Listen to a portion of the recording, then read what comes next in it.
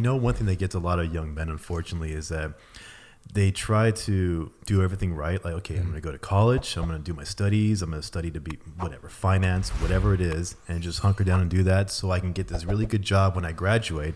And then when I graduate, then I'll be able to, afford a home and get married and have kids and do that whole thing. And then also, you don't want to bypass those years in your 20s where you can actually enjoy meeting new people. You can enjoy a little bit of traveling. You can enjoy doing things, because if you only focus so much on what you need to do to get that career, then you miss out on that valuable time. Yep. That is a fine balance that I struggled with when I was that age too, Sure. because you want to graduate in 4 years from a college. You want to start making money, but then if you don't also balance that with enjoying your, prime years, if you will, then Totally. And us as guys, we want to, get very everything should be very linear. Here's our path we paved out for ourselves. These are the things we know we want to do to get done. So but life will throw you curveballs. I got out of high school, 18 years old, like most kids. And, I'd done very well, played sports and great grades. And I got accepted to the U.S. Merchant Marine Academy, Federal Service Academy. And I had to report they had a boot camp. It was like the first week of July. And I just graduated, I think like early June from high school.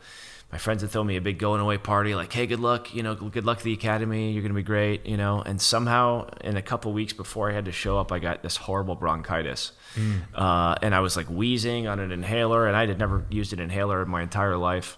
Long story short, showed up to boot camp the first day, and the academy medical department took one look at me and said, there's no way you're going to be able to physically do any of this.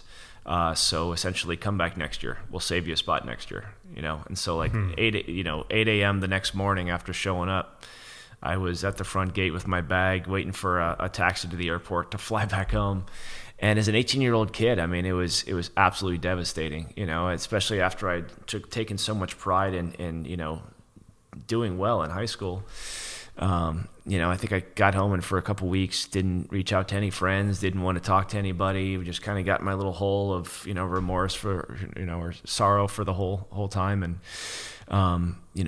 in retrospect, it was an amazing kind of curveball that got thrown my way, because it made me stronger. It made helped me to learn how to deal with adversity and challenges when life throws you something tough.